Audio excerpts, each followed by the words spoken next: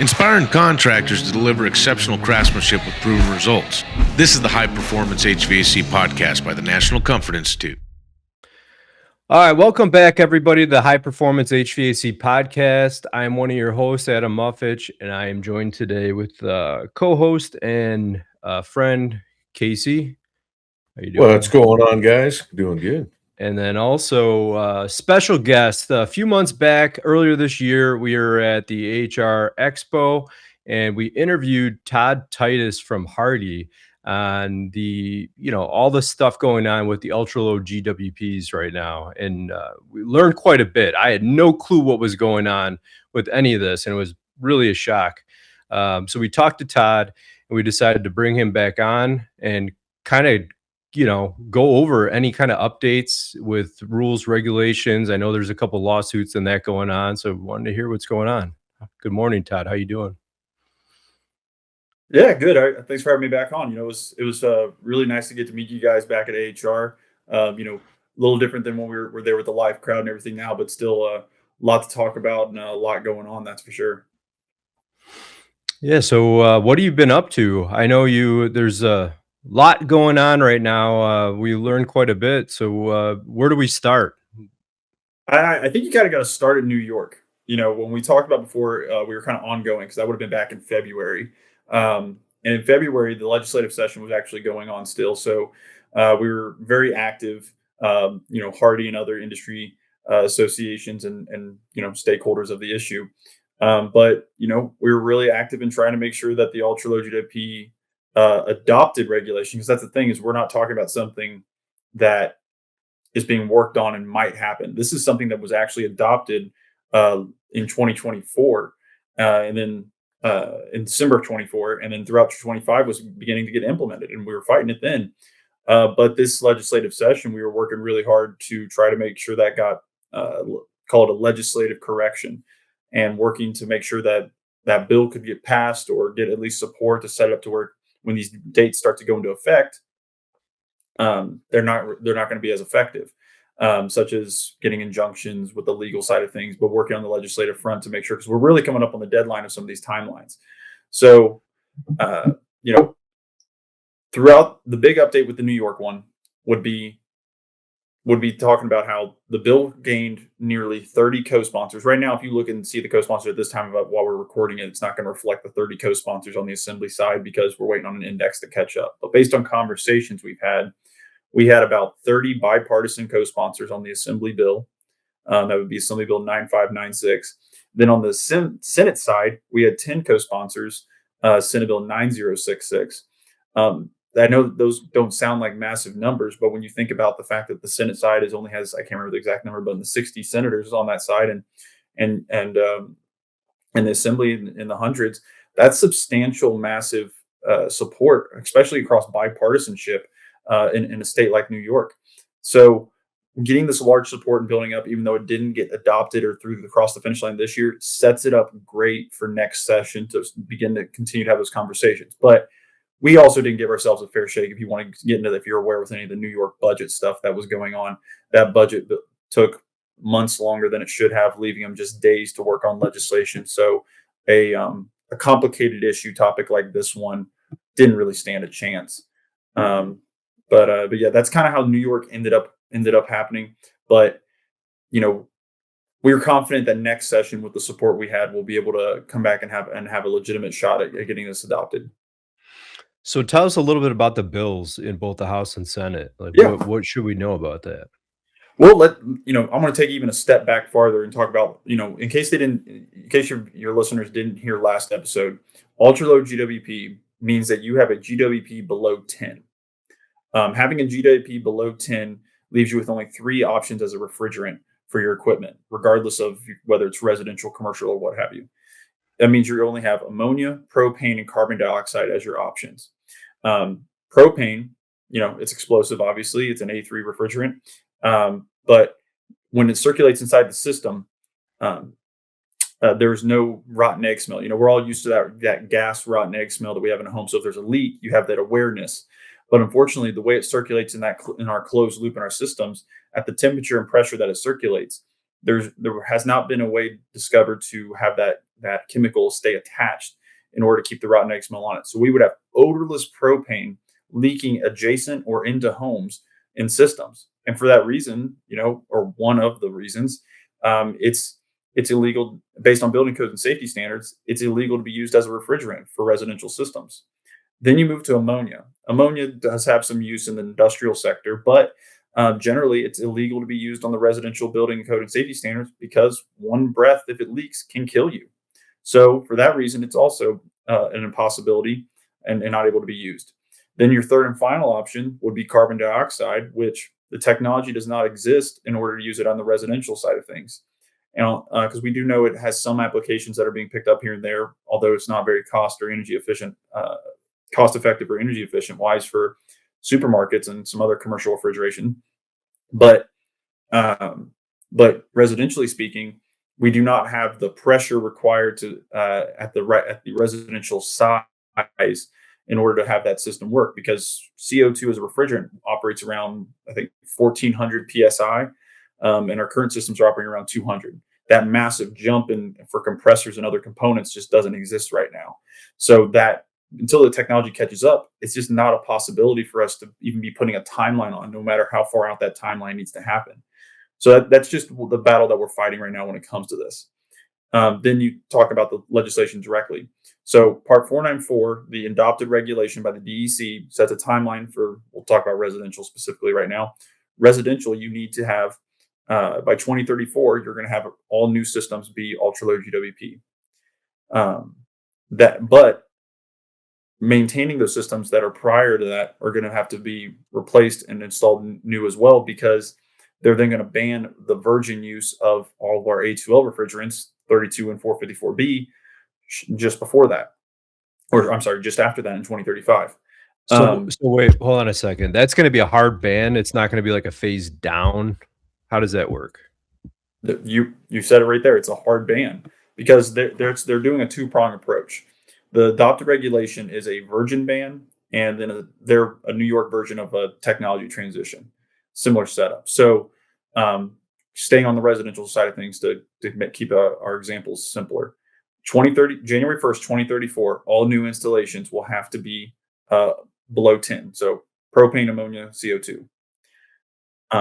Then in 2035, I believe it's 2035. I might be getting the dates mixed up, but I believe it's 2035, or if not, shortly after that, you're then going to ban your virgin of 410A, or not 410A, I'm sorry, of your A2Ls, your 454B and R32.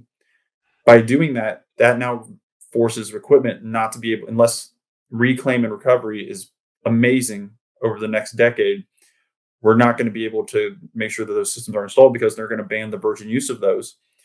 And we won't have the supply to keep those up and running. So now all of a sudden, if there's no refrigerant to keep the existing systems up and running, they have to install new, and the new requirement is ultra low. And that's just in New York as of right now. As of right now, that is just in New York. I can talk about a couple other states that have it on the horizon, and I'll get to those. But to keep it on New York while we're talking about New York, the lawsuit has had some updates and things changed too. There's been on the legal side, there was a timeline that was coming up. So we talked about residential. On the supermarket side of things, they were going to ban two of the most common supermarket refrigerants, 407A and 507A, or 404A and 507A. And if they ban those, the virgin use of those, there is no reclaim market available for those two refrigerants. And they were the most common supermarket refrigerants right now as the transition was going on. So when you look at that, that means supermarkets are going to have to rip out systems and be going to a lower GWP. But the problem is you can't just go down to a low GWP and then they ban the low GWP, and then just another couple of years later, you have to then rip out and go to a ultra low. It means you have to make that jump all the way to ultra low because you don't want to do it twice. Because ripping out those supermarket systems is not an easy task and not a cheap task either. So they were going to force the ultra low GWP switch to CO2 for supermarkets because they were going to have a virgin ban that was going to go into effect of March this year. Just a little over a month after we did our last recording. And luckily, during our lawsuit, HARDI requested an injunction, and the court approved the injunction. That is speaks volume. It gives a sense of hope that we don't know how the ongoing lawsuit will go, because we did lose the lower court decision and are in the appeal process. But this court had to decide on the injunction, and they chose in our favor, which means they had to see some harm. And by them approving an injunction and seeing the harm, we're hopeful that they can continue to see the harm that we're highlighting in our lawsuit, and that they'll choose our side and recognize that. So will remain to be seen. Right now, we're waiting for a response brief from the DEC. Once they file their response brief, we'll then get to submit a reply brief. And then after the reply brief, you'll have oral arguments later this year. And then there's a decision. So it's going to be a longer process than what we all would like. But, we should have a decision either at the end of this year, beginning of next year for the appeal. So correct me if I'm wrong. This is more than just like a law issue, right? Like there's all kinds of things that have to be taken into consideration, like building codes. What about like Department of Transportation? Like there's a lot of moving pieces to this that needs to be figured out. Like if this law goes through, right? Has gone through. That's the part. That's the part that's scary. We there was massive, massive opposition against this regulation when they were considering it, but they pushed it through as is. They didn't really make changes to it and address our concerns because, they thought they had the authority to do so, and they thought they framed it based on a study that was previously done and issued by the DEC. But the thing about it was that study, or the group or task force that worked on it, didn't have any industry representation on it. It's like, I use the analogy of like, it's like a kid wants to go over to their friend's house and they know mom will say no, so I'm going to go ask dad. So it's like the DC just always was going and asking dad because they knew the mom would say no. That's what it felt like for us. So we're never getting talked to about this regulation. And when we're finally able to voice our concerns and opinions, we're just pushed to the side and not talked to, and just I guess not reflected in the final rule. So at that point, now we're trying every avenue that we can, and that's why we felt obligated that we had to file the lawsuit to begin with. We were joined by AHRI, so it's not just HARDI by ourselves. We have the Manufacturers Association partner is joined with us on the lawsuit, so it's not just a unilateral view here. What's the mentality? I mean, what are they trying to save, or whose pockets are they trying to line?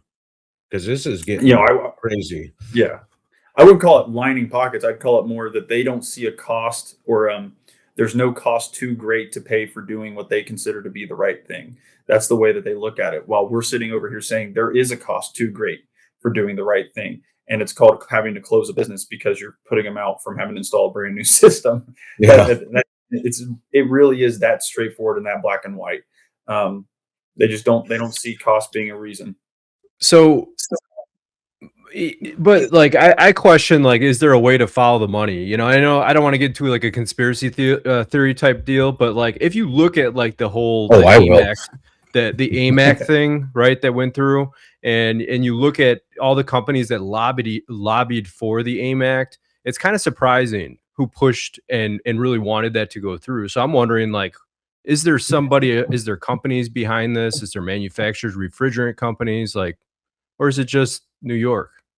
Yeah, I think it's a you have your environmental groups that are definitely involved heavily on this issue. I mean, the NRDC filed to intervene on the lawsuit, and so they're now a party to the lawsuit on the DEC side. So there's a lot of environmental groups that are not just monitoring, but being involved in the lawsuit, and looking at the ultra lows topic. So, even if it's not a lining pockets in a conspiracy in that sense, you have a lot of values being with their lines being drawn in the sand because they're supportive of the environmental initiatives and the climate initiatives that are being done. And at the end of the day, this rulemaking the DEC did was under very broad authority. So that gave a lot of maneuverability because they wrote the rules so broad in 2019 under the CLCPA. When you give that broad authority to a regulatory body, things like that can happen. So it's a lot of things aligned in a bad way for it all to go the way that it did. But we're addressing it. At the end of the day, that's the industry has to come together. You can't just rely on your associations to take care of something that's serious. We need to make sure people are being actively involved. I kind of mentioned it, and I think our last talk, but like the HARDI has the Grassroots Advocacy Center on our website. Any industry person can go onto the website, click on the Grassroots Advocacy Center, and submit a comment and voice their opinion on issues that are going on, like the one in New York. Grassroots is the strongest way for our industry to be involved easily and effectively on all these advocacy topics. Yeah, I think a lot of people think their voice doesn't matter because they're just one person. It's like, and I fall into that trap, too, with politics or anything else. It's like, what does it really matter if I vote? You know what I mean? But if collectively you get a lot of people on board, squeaky wheel might get the oil. No, it's 100% like that is people feel that like that way because of the number of different things that have gone on, and maybe some history and some ways that you might feel that way with voting and such. But like, we have examples of how our grassroots advocacy initiatives have been effective. We've stopped the South Coast Air Quality District from a gas ban last year by sending in massive support from our membership. We did the same thing. We're working on still doing the same thing with some ASME one. Between ourselves and AHRI, we combined to set a record for the most public comment submissions ever in ASME history, and then the most appeals then submitted thereafter. So we're being effective and we're doing it, but our industry is learning. We haven't always been that kind of industry, and HARDI has been that kind of association always. But now we're learning that this is the way to do it, and the way to really voice concerns and that the legislators like to hear from them in that way, and the regulators need to hear from them that way. So we're adjusting, and it's spreading awareness, make people aware. But this ultra low GWP issue is not going away. New York is the epicenter of it all. It's absolutely started this train, and now we're just rolling down the tracks trying to get it derailed, because we weren't addressed, we weren't talked to. It's impossible and illegal based on the issues I told you with the refrigerants they're trying to force us into. But other people are going to follow suit. We know it's going to happen. So there's an injunction right now. What's the next step? What's the next hurdle that you got to get through? As far as New York goes, the next hurdle, is getting the response brief, finding out the perspective that the DEC is going to take on the issue, hearing their perspective, and then will allow us to adjust our messaging, forms of advocacy, things like that. Because I think that's kind of the way, as far as New York goes right now, you sit on the legal side of things, and then we'll revisit legislative as next session approaches later this year. And of course, there's always, if people want to go and talk to the governor and talk and have those kind of conversations, because governor can do anything at any time during the year. But it remains to be seen if that is going to be would be a viable option for a unilateral change from that executive branch. Todd, I had a question. I know in February we were talking that there was a few other states that were possibly following suit to New York, and they were actually exploring the possibilities of ultra low GWP. Is there any? It was California and Washington. Am I mistaken? Yeah, that would be correct. So the one that occurred more recently would be then looking at Washington. So Washington, their form that they're doing right now is a refrigerant task force for low and ultra low GWP. So they consider low GWP to be below 150 and ultra low to be below 10. So they have created a task force under House Bill 1462 that was adopted during the 2025 session. And that task force is going to be creating a legislative recommendation that will send to the legislature to then in 2028 create a policy. So for the next, beginning July 22nd and then through this year and next year, a task force is going to be meeting once a month to talk about what that looks like for the state of Washington. So HARDI was lucky enough to be put on the task force, so I'll be serving as a task force member. There's also several other industry representatives on there, but we're really excited to see what this looks like. So on July 22nd is the first meeting. So I'm excited to see what that will be, what kind of mindset a lot of people are taking into it, because I think there's a lot of states that are going to be looking at what we come with out of this task force. Because I earlier on this I said there wasn't industry representation with the rule that came out of New York. Now all of a sudden we have industry representation. So what is this recommendation going to look like at the end of the day?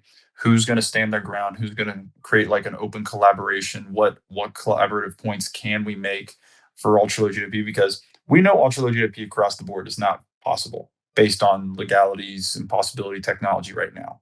And we shouldn't put a timeline on things that can't be that way. But we got to have a conversation and see what exactly is the hard lines from the other side. So we'll see how it goes. Right now, it's ultra low GWP is not an option, and I think that's where we all have to kind of be at in the industry. But that's at least where HARDI's perspective is. But that's the state of Washington. But California, they're also going to be receiving a legislative recommendation from a group that's been working on it. It was supposed to come out, I think, January 1st of 26. I might have been 25 even, but that was supposed to be released. It has not yet, and we're what's supposed to come out now. What we've been told from the organization later this year. So sometime probably December, knowing the kind of luck right before session starts. But beginning of or end of this year, beginning of next year will be like the next time from what we're being told. So once that comes out, the legislative organization will have a opportunity to create some kind of bill, and then from there, the conversation for California will begin. So 2027 is shaping up to be quite the year for ultra low GWP. Is there any other states that we need to worry about?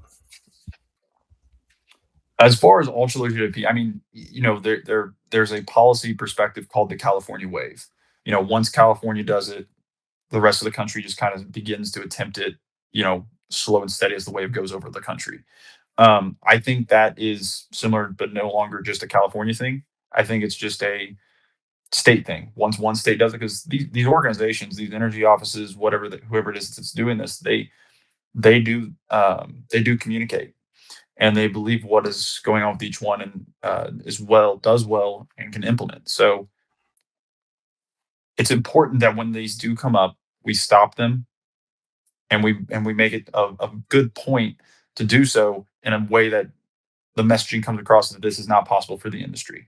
So in California, there is a concern based on, because they were part of the New York office or New York report that went out called the Effectera. California CARB was a part of that. So they're watching New York for sure. But the legislature is going to be a big key in this, and how much they're willing to actually listen to the industry come next session. But as far as but back to the heart of your question, are there other states to look at? There's always other states to look at when it comes to things like this. It's just a matter of is it going to be kind of the states in the Northeast to follow what New York has been doing, or is it going to be kind of the West Coast following of them doing whatever California does? Because you have some states that, I mean, shoot, they have California just statutes adopted right into their own state code, and they don't even reference their own state code, or they just literally reference the California statute. So it's always a concern. Right now, though, it's just those three states. All right. So as of right now, if people want to help out with this, it's right on HARDI's website. You said it's your grassroots area. Is that grassroots? Yeah. Our advocacy center. So it's hardinet.org, and then the Grassroots Advocacy Center. You'll find it right there on the website. Okay. What do you guys do to promote that, to actually spread awareness? So what we do is we push it out to our members. So it's a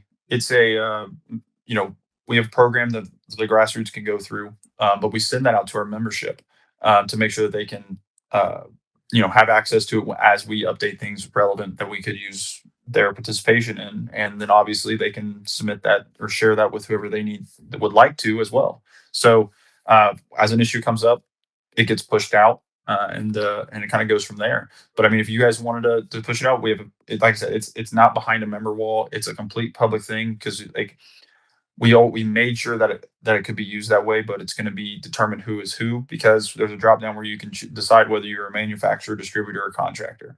So it's not designed just for one step in the supply chain. It's for everyone in the industry. Awesome. Yeah, I'm gonna make sure I'm gonna find that link and I'm gonna post it in the show notes if anyone's interested in being a part of this because that would definitely help out everyone overall. So really quick, I wanted to shift gears. I was having another conversation this morning actually with somebody from ESCO, and we were talking a little bit about Maine and what's going on in Maine right now. And I thought that was interesting. And it oddly ties into the ultra low GWP thing. Do you have, can you fill us in about some of the legislation going on or possibly going on in Maine?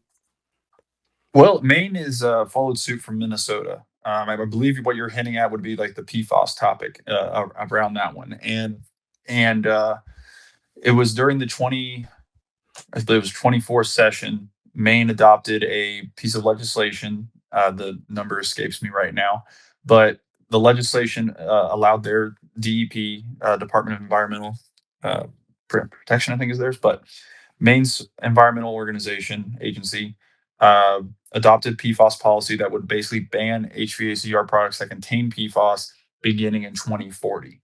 The reason this is coming up while we're talking about ultra low GWP is because based on the very broad definition of what they consider to be a PFAS, it means we're going to get rid of every single refrigerant, reclaim or otherwise, and you have to use one that is not a PFAS one, which means propane, ammonia, carbon dioxide.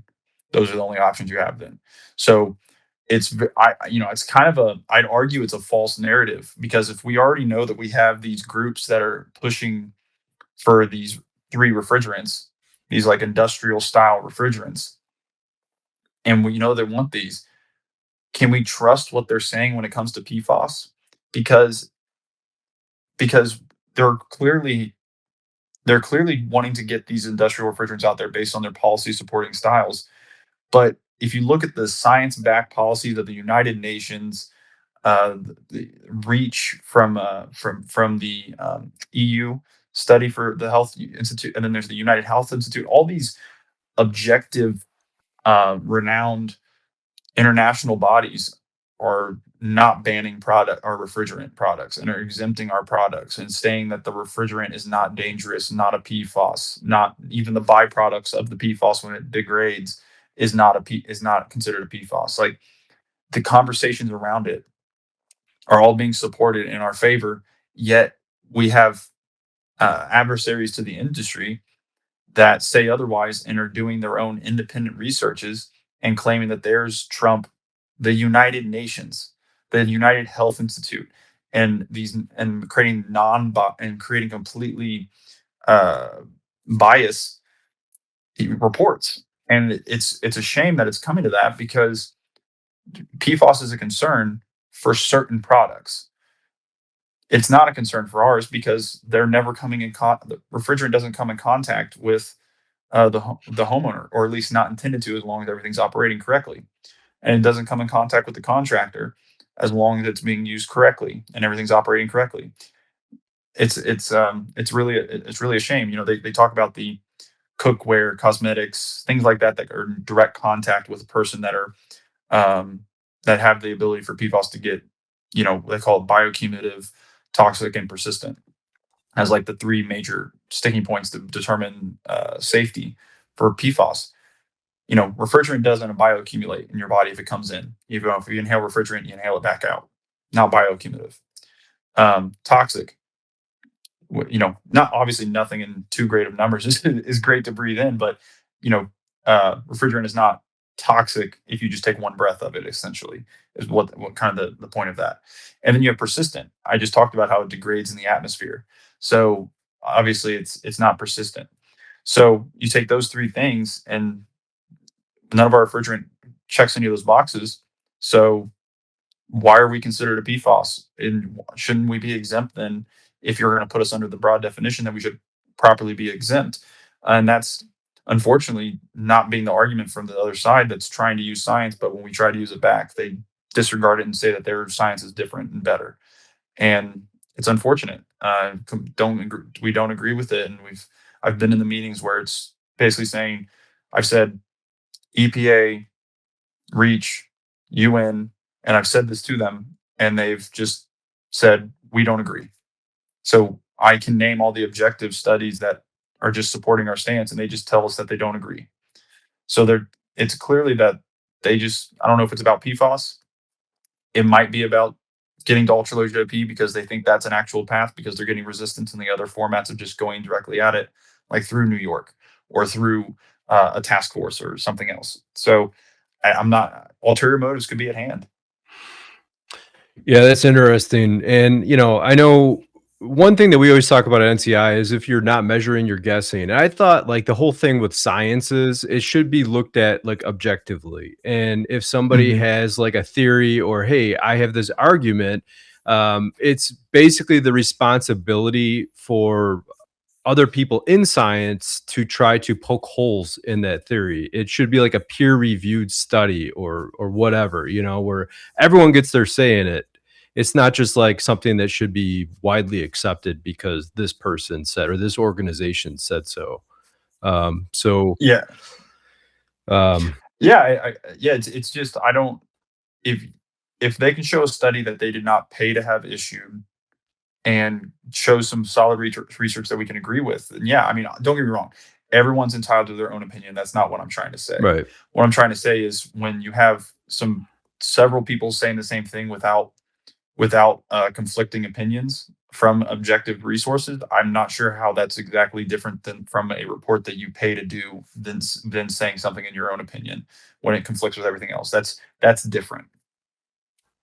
Yeah. And you know what? Like I don't, but me personally, I don't have a stance on the whole PFAS thing. I know I've read a lot about things in the past with like Teflon and all that, and a lot of it is scary, but I don't know the science behind it. I can't speak intelligently. I'm relying on somebody like you and other people that actually study this stuff.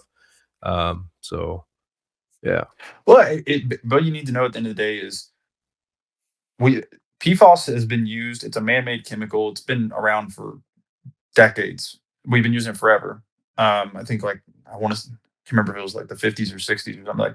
Like we use it on like everything. We never really thought anything of it, and it wasn't until 2023 that it really got put on the radar by an unfortunate death that a coroner found to be determined the agent to kind of cause the cancer in a young lady.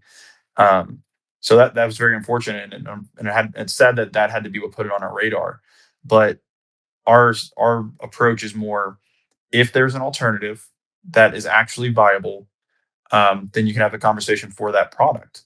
But we don't have an alternative because for the same reasons we just talked about ultra low GWP earlier, and then that's only talking about the refrigerant. We're not even talking about the coatings that are required for compressors or the coatings that go on for coils and all these other components that have PFAS on it that don't even know because it's such a broad definition.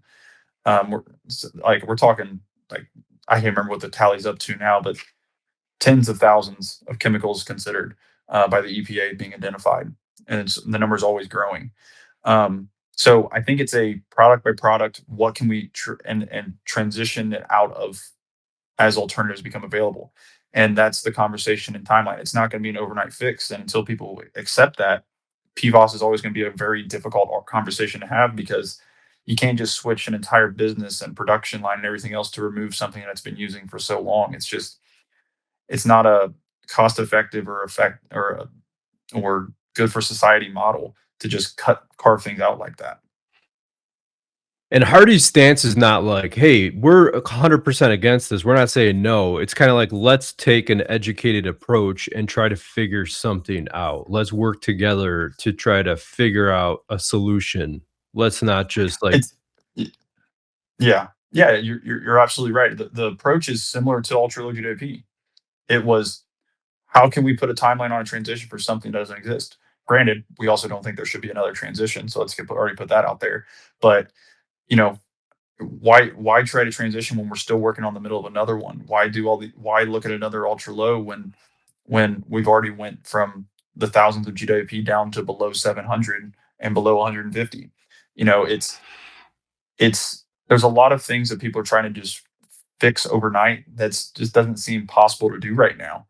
And until they can have realistic conversations of timelines and feasibility for technology, it's always going to be a very conflicting topic. But we're trying to use a really simple approach of what can we actually do and what makes sense, because that's what our industry has always done. We've led ourselves since the 80s, with proper timely transitions, moving from improvement of like R22 to 410A to now to the A2Ls, choosing to do those things ourselves, not being told that we need to improve, but always doing the right thing when the alternatives become available. So until that becomes an available, reasonable option, I don't even think it should be a conversation. I agree with you. And, I think as a whole, like, whatever we're talking about, residential, industrial, commercial, like all this can be very overwhelming. Like I think back to when I first started. For the first 10 to 12 years of my career, there was very little change, small changes here and there, nothing major. I think I've seen more change in the past 5 years than I have in the previous 15 years, right? It's like Yeah. nonstop. And, change is not always bad, but it comes with a lot of, you know, a lot of details that have to be accounted for on every Right, aspect. right, Yeah. right. Well, to be fair, there was a lot of, and like when you think about the last 5 years, the AIM Act wasn't adopted until what 2020. So, you know, after the AIM Act and the following pieces of regulation at the federal level that require enacting of the AIM Act, um, that implementation was going through, and that's where things started to happen. And then that was the big transition they've been working on since, I mean, shoot, since the Kigali amendments, if you and everything else. So, um, it's knowing how much that took, and the costs and everything else that went through. We learned a lot from the industry. If you really take back, like from the 454B to everything else that happened, and how quickly um, everyone just shifted to A2L overnight. It felt like, it wasn't as much of a transition as we thought.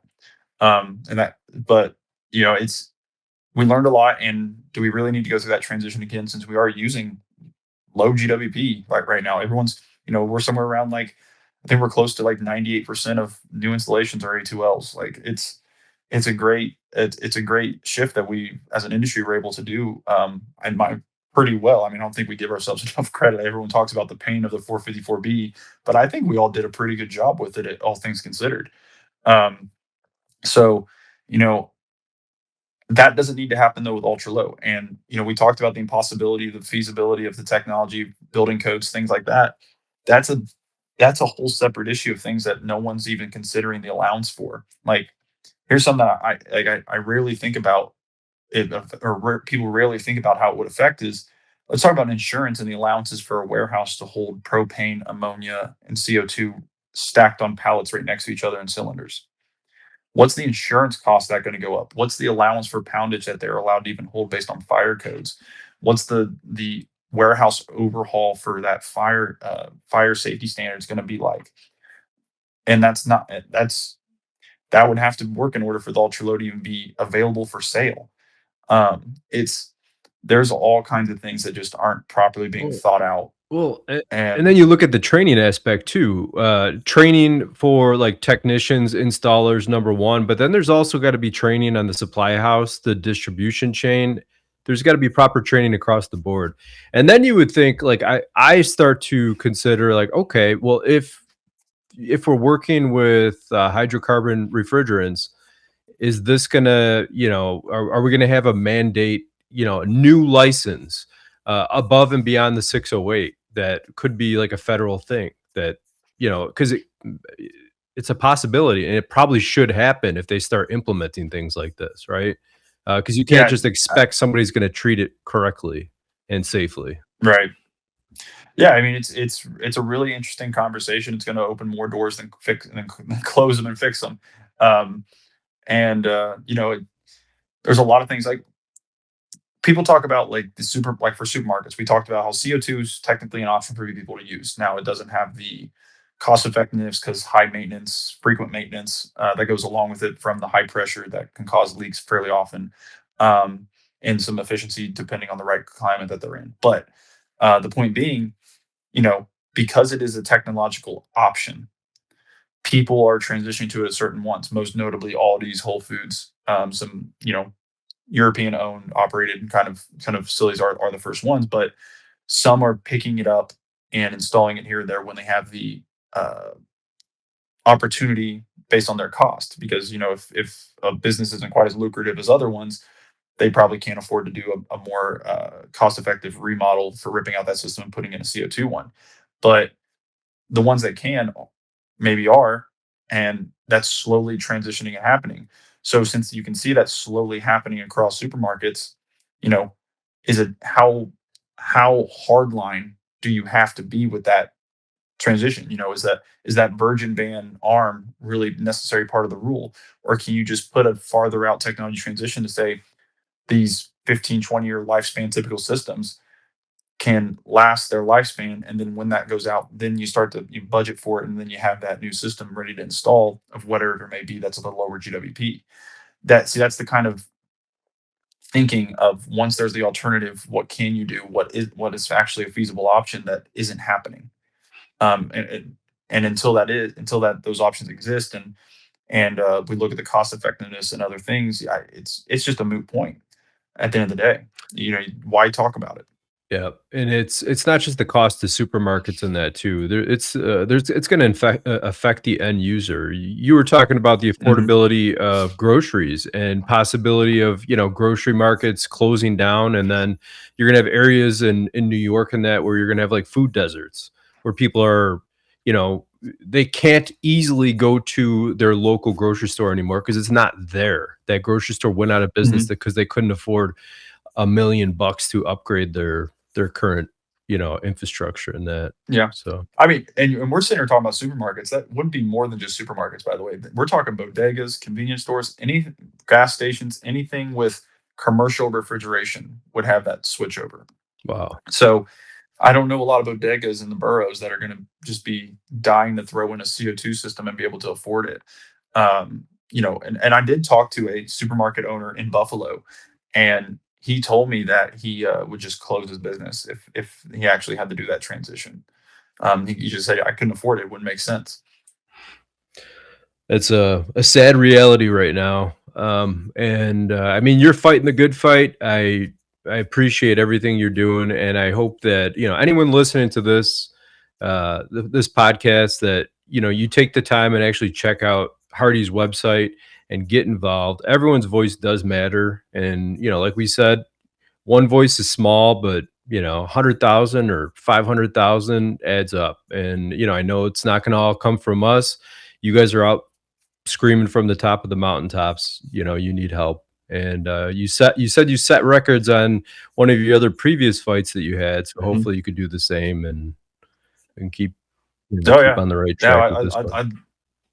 I'd love to have that happen. I can't say I know what the record would be for a public comment period, but we did have massive.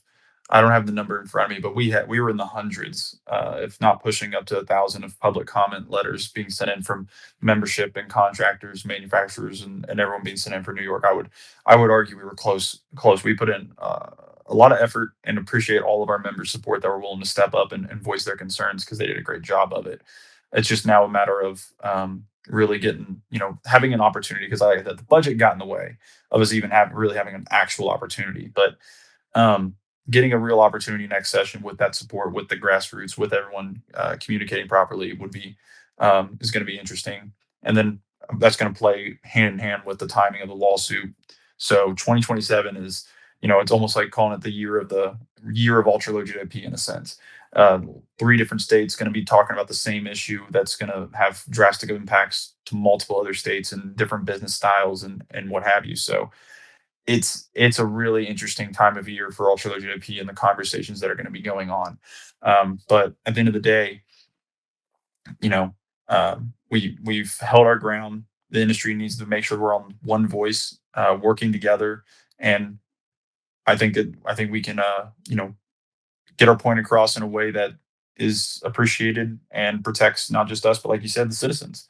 because we do know how it will affect them of having air conditioning and heating available, as well as having their grocery stores available, because cost of food in New York right now, from my understanding, is quite high. Absolutely.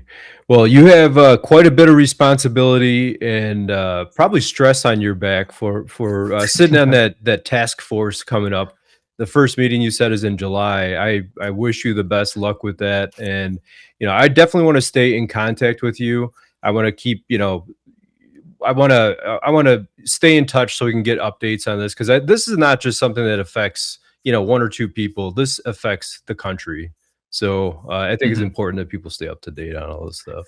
Yeah, yeah, absolutely, for sure. I mean, the California wave policy approach or theory, whatever you want to call it, it's a real thing, but it means more than just California. Like I said earlier, like, people are going to be watching at the task force results. What does an actual task force with representatives of each industry or each side of the coin come up with at the end of the day? It's going to be interesting to find out. We'll see how it all goes, but we know we're going to do, at least myself, we're going to do everything that we can to make sure that the industry is taken care of the best we can, from the Hardy's perspective. And this is just one issue at the end of the day.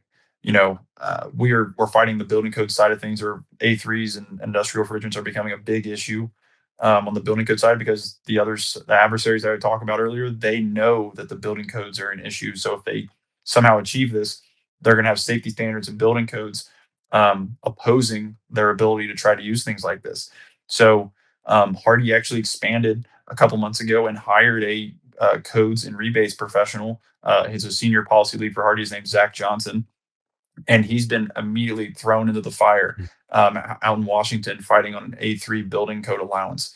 So um, that has been a really big issue, because that now means they're trying to prepare for that ultra low GWP post task force belief that they're going to have. So that's all these states are now going to be trying to fix their building code. So that's just another different arena style that we're going to be fighting in, whether it be regulatory, legislative. Now the code world is going to be joining that fight as well. So uh, luckily, we're able to forecast that enough to get Zach hired in and working on that issue, and with other people in the industry to protect the businesses that we all rely on. Yeah, and if you guys out there don't know who Hardy is, I mean, you guys do a lot of this kind of, not just ultra low GWP or refrigerants. There's all types of things that you guys get involved with regulation wise, and basically you're trying to help, make the industry better, and you're trying to make it better Mhm. for all the distributors out there, the technicians, the HVAC companies. You're trying to help elevate the industry, which is, I think, a pretty noble cause, and I appreciate that.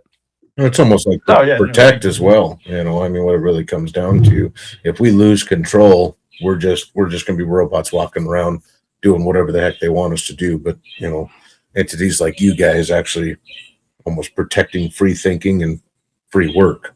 I mean, this is just Yeah, ridiculous. yeah, no, we appreciate that, and we try to do our best. But this is, at the end of the day, this is just one of the issues. So that's what's so crazy about this. We're working on several other issues that are really top of mind.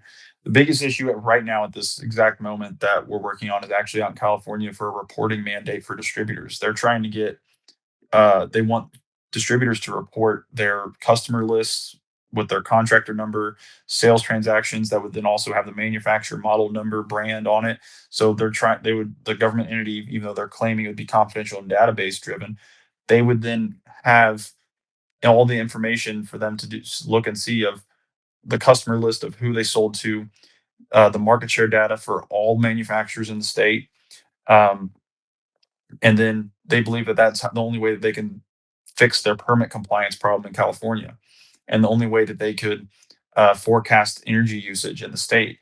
Where if they just have reporting utilities of energy used per household, or actually fix a permit system that could be effective and easy and not complicated, Yeah. those are two problems that would easily be fixed overnight. Um, but instead, they're trying to go a complicated path that we're trying to address and fix. Hardy actually has an alternative proposal that we created new language for them that we think would fix the problem. We'll be filing that probably either this week or next week in their docket. and hopefully gain some support from other people to say, do the alternative proposal. Even though we reject this, we would do the alternative proposal. So it's more like you wouldn't have support of the industry, but you'd have neutrality.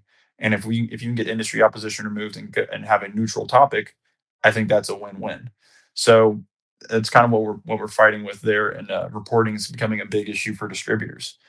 And to your guys' point, when we sit in the middle of the supply chain, when we have a foot in both sides, contractors and manufacturers, it helps us be able to see both sides and have a willingness to protect both sides. So we're concerned about the market share. We're concerned about the customer list. We're concerned with what that means for the contractor. And this is just an example of how it's hurts the distributor and the rest of the supply chain as well. So it's a little kind of reminds me of like Big Brother type of stuff, what they're trying to do right there. You know what I mean? Like their current process is ineffective. And instead of like, hey, you tell me what you're doing, we're just going to figure it out and we're going to come after you. Right. Mhm. That's wild. Yeah, it's a very short-sighted. It's almost like and it wouldn't be cheap for them to implement. It also wouldn't be cheap for a distributor to implement with the reporting style and things of that nature, because each one's different with their different ERP and such. It's a mess of a problem. We're working very hard on it, trying to have conversations with them. It's a lot more complicated than what it sounds like, at least when you have a regulatory body trying to push something through. And that's just another great example of why we need people to go to the Grassroots Advocacy Center and submit comments, because that's one that we did that through this last comment period.